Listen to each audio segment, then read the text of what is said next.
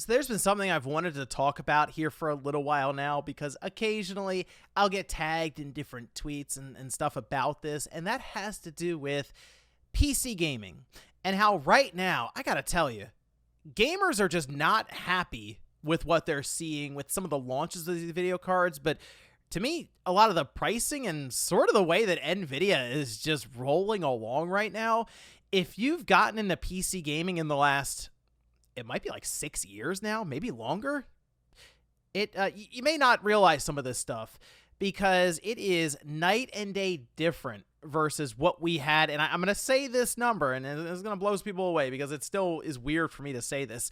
15 years ago, in 2010, 2010, 15 years ago, still doesn't really compute for me that it was that long ago to get 2010. But hey, here we are. We're all old. Anyway, there was a video that actually went out recently that was a review for a video card that just launched. And of course, there was a lot of hair pulling and frustration and what are we even doing here? Monologues as we went through that. But it did get me thinking about this, and I wanted to reflect on how just out of control a lot of this stuff is when it comes to video cards and see where some of you actually fall in this. So if you guys enjoyed this video, hit that like button, subscribe if you're new. Now, the video that I'm referring to is actually from Jay's 2 cents. And what I like to do from time to time when new video card generations or even just like kind of refreshes of like that mid-release, like a TI card tends to be it, although now Nvidia kind of launches the TI before the regular. Again, they're all over the place with this stuff, but typically, the way they roll now is they'll put out cards that are more expensive, and then they'll get to the lower end, normal priced cards, really is how we should look at it at this time. But it wasn't always like that. While they would have flagship cards, there was definitely a pretty big focus on cards that were more attainable, ones that were geared more towards the mainstream, although even back in like 2010, 11, mainstream was a bit small. PC gaming now is significantly larger than it was, 15, 20 years ago now. But when I was watching this video from Jay's 2 cents, he put some charts together and stuff, and I was looking at it like, wow, it really is like that. And some of that has to do with inflation, which I'll touch on from time to time with, this is how much the PS3 was from launch to here it is now, and we'll compare that to the PS5 Pro. Well, the video card market blows all of that out of the water. So this is a chart from Jay's 2 cents video, which I'll link it down below because it's about the 5070 Ti, all right? And again, the 70 series was viewed as that more attainable enthusiast card. At least that's sort of been the idea for it. And then the Ti, same kind of deal, right? Like it's a step above the standard 70 card. It's supposed to slot right in between that and like the 5080. Really, it's just a way for Nvidia to siphon more money out of the market by introducing a slightly better version that maybe you feel the need to get so you can have 5 or 6 frames more in certain games. But this chart was one of the ones that caught my eye in his video, and it's mostly just comparing launch price, 2025 corrected price. If you go and look for a 5070 Ti right now, I think the price is supposed to be, I say I think because it's all over the place. You have like the aftermarket cards too, right? But it's supposed to be $750. I looked online and it's sold out everywhere at that price. And even the partner cards are $830, $840, $850, and they're sold out.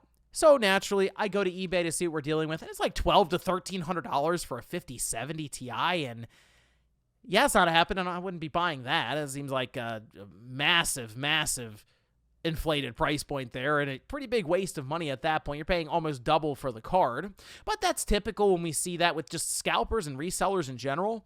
We had that whole time period where the PS5 was selling for almost 3 times its amount on eBay. That's all really worked itself out and kind of leveled off by now, but we see this every time with video cards. However, when you go back to some of the better launches that I remember for video cards, or just offerings from these companies, I know people do like to focus it on NVIDIA quite a bit, and that's just because they are like the market leader in terms of performance, and it seems like AMD does kind of follow along with them now, especially with this recent AI push, although you could just look to the entire tech market, the sector here, as just like all in on AI. That's where all the money is. And NVIDIA's valuation as a company is through the roof, and it mostly hinges on artificial intelligence. So it's not shocking that that is where they are primarily focusing. But investors love video cards that are highly priced because they tend to believe that that's just going to generate more revenue overall. And at least at this point, it has. People are still buying these cards, but it is getting more and more eyebrow raising every single launch, as demonstrated by this chart. Now, again, the 5070 Ti there, you can see just significantly higher in terms of the corrected price. But even like the 4070 Ti, like that 40 series line also ran to the same thing here. People will call it paper launches, where you don't actually have the amount of stock you need for the orders, and the demand piles in, and people end up still paying resellers. I have to go back to probably the most recent launch that I can think of where I looked at it and was like, okay, maybe I'll jump in on this generation, was the 30 series. People were pretty excited about the 3080. It was $700. It was a very capable card from everything they showed, but it did run into that situation of it was difficult to get. Okay, tends to happen still. And eventually I was able to work through, and I got a 3080 Ti, which was technically an upgrade from the 2070 Super that I had prior.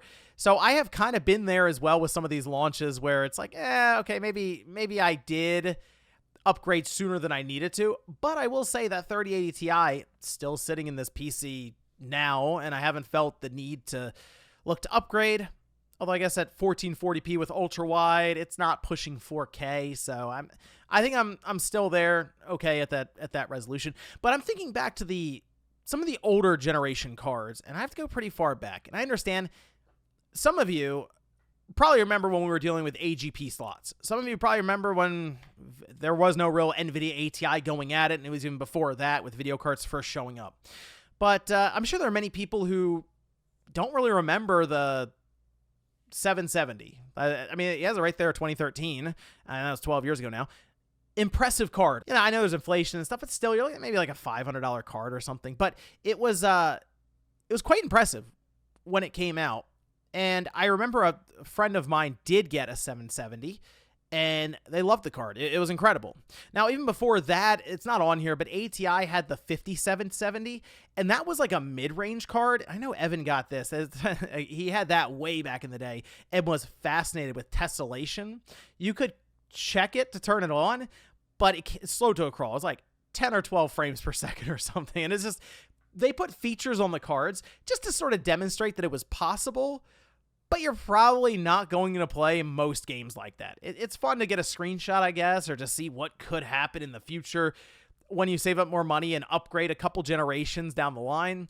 But the 5770 came out in 2009, and it was a $160 card. And again, even with inflation, it was $250.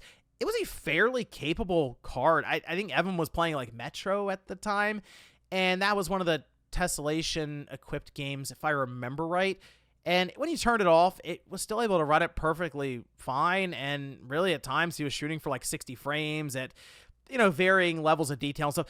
But he absolutely loved that card. It was like a one gigabyte of VRAM, I think, back then. That was pretty impressive. And since then, I think the card, and again, this chart demonstrates it really well, that was the most impressive thing, and in a way probably spoiled us because it was all downhill from there, was the GTX 970.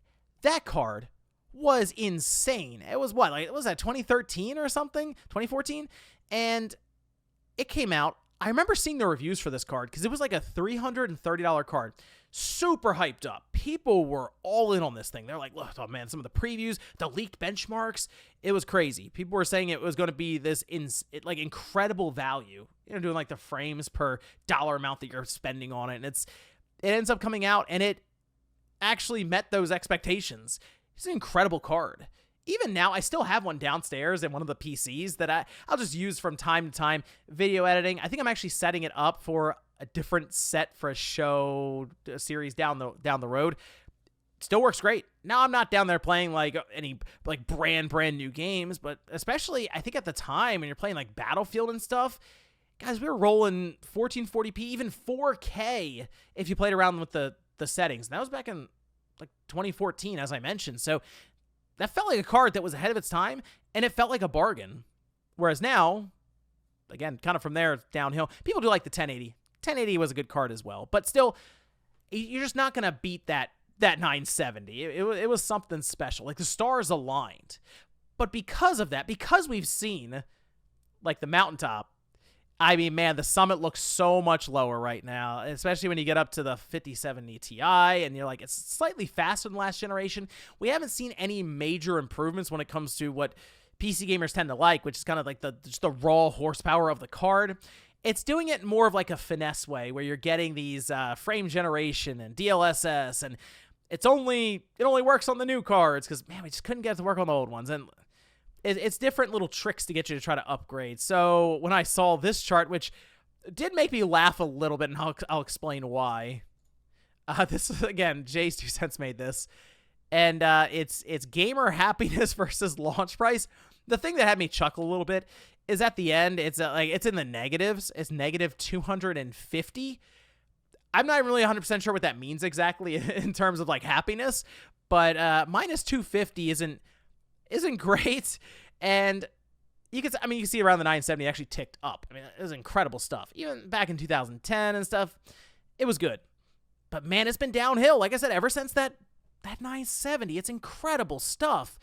And you can see the launch price just continue to tick up and up and up and up. And it's put people off from wanting to upgrade, which should leave us in an awkward position for these companies, right? NVIDIA should be like, oh my gosh, how do we fix this? What are we going to do? But like, the question then comes back to, do they have to? Because NVIDIA has only become more and more valuable over the past several years. And a lot of that is that AI boom, which is where most of their focus is. And that's where a lot of their R&D is placed. And yes, they're working AI into a lot of their cards now, and that's kind of the big selling point. But because AI valuation is so high right now, that technology is highly valuable. So it's easier for them to sell their cards on the premise that we're putting this almost futuristic technology at work here for your cards to make your gaming experience better. So you should be paying more. And it does make me wonder about the future of PC gaming, because I was a little surprised in that video where it almost felt like Jay was coming to coming to this realization. And I also noticed like Linus and some of these other channels that will review PC tech and video cards, they're starting to be like, you know what? Should I recommend the new video card, or should I recommend the PlayStation 5 or a console? I mean, a PS5 Pro, while I know it's not open in terms of the marketplace or you are also technically dealing with like fake quote unquote upscaled resolution and stuff. It's hard to argue with that value now, just based on the way that the PC market has gone. I mean, people are spending $1,300, because some of these 5070 Ti's are selling, by the way, $1,300 on a video card. There's still an entire PC that has to be built around that thing. And I know people are like, oh, put budget builds together, go get cards from older generations. That does work. But you're still working your way into a price range of like $1,300 to $1,500, because some of the older cards aren't depreciating as fast as they once did back in the day. So it's a weird spot to be in if you're a PC gamer, because the question then comes up, when do you upgrade? Is it worth upgrading anymore to these newer launches? Some will. There's early adopters all over the place. It'll happen. But like, is it necessary? We're up against this resolution wall, it seems, of 4K. People seem happy with 1440p. Ultra-wide monitor, I think, is even a better option now.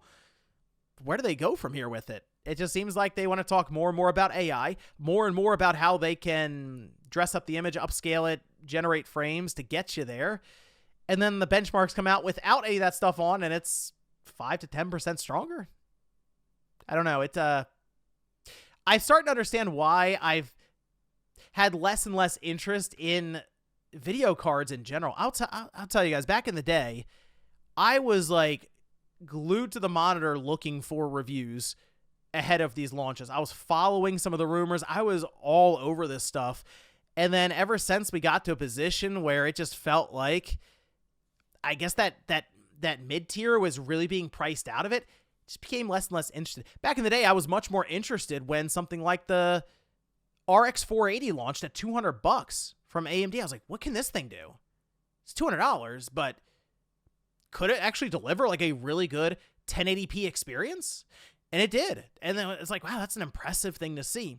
I tend to be more interested in that versus what can this $1,500 video card do? Who knows? Maybe it can do 4K at 70 or 80 frames or something. Oh, great, it does. Wow, shocking. I spent $1,500 on it. Something about seeing the cards that punch well above their weight, it's just more interesting to me. But let me know what you guys think about this down below. Whether it's someone, you're new to PC gaming, you're seeing this stuff, does this seem more normalized to you? Or if you're someone who's maybe a bit older in the game, maybe you remember back before video cards were around, or maybe you jumped the board with something like a 770 or a 970. How do you view the market now? So it's something that's been bothering me for a while. I saw this stuff pop up with Jay's video after he's looking at the 5070 Ti, because I was genuinely curious about the card, and I just wanted to jump on camera and kind of just rant about it. But let me know what you guys think about this one down below in the comments. Thanks guys for watching, and I'll see you next time.